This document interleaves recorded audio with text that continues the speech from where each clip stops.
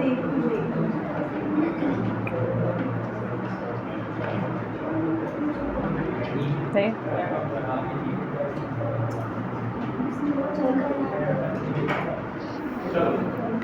Assalamu alaikum everyone.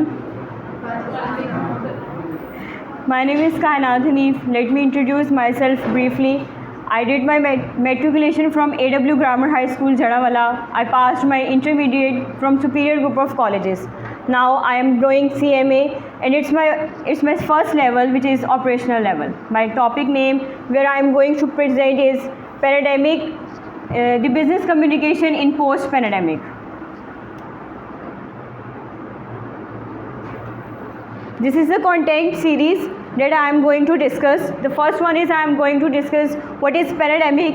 The second one is overview of pandemic, that how business communication is affected by this pandemic. The third one is methods of communication, that how we can communicate during this pandemic that occurs in the world. The strategies, the trust abilities, and summary. And last one is the summary, which is the conclusion of all my presentation. The first one is pandemic. What is pandemic? To understand how we can do a business communication, firstly we have to understand what is pandemic. Pandemic is a widespread of a disease that occurs in all the world, in every continent, in every country, that affects a lot of people. It may be due to different things. There may be viruses, germs, and any of the other things, that bacteria. So we are going to discuss the COVID-19 pandemic that occurs in 2019, at the last of 2019, that affect whole world. So overview of COVID pandemic. What happened when the COVID was separated in all over the world? The business communication have been affected variously. Then all the face-to-face communications have converted into the virtual communications.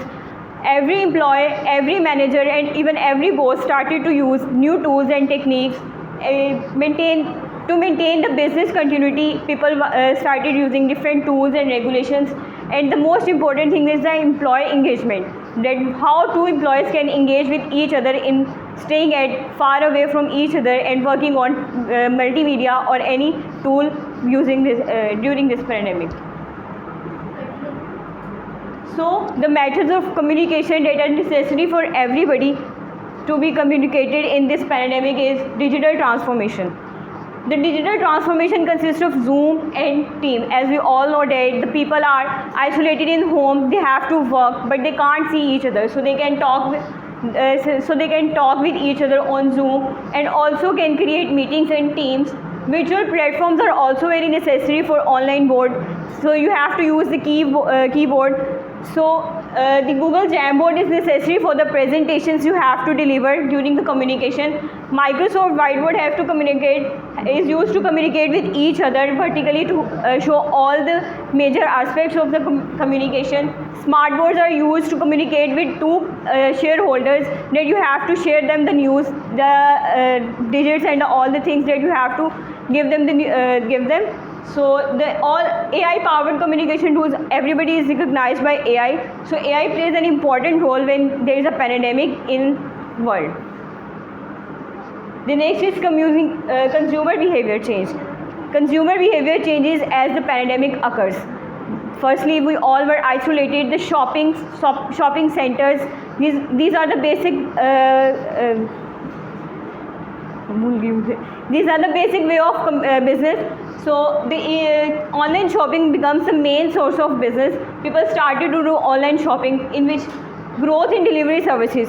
As the people started online services, the growth of deliveries increases. More the shopping, people do shopping, more the delivery of services. So the people started businesses by online shopping. And online grocery shopping was also in trend, because you can't go outside, you are isolated. People use online apps to shop their groceries and different things, that increases the business of the riders and service producers. Health and safety concern. The more hygienic the products is in this pandemic, the more benefit it is.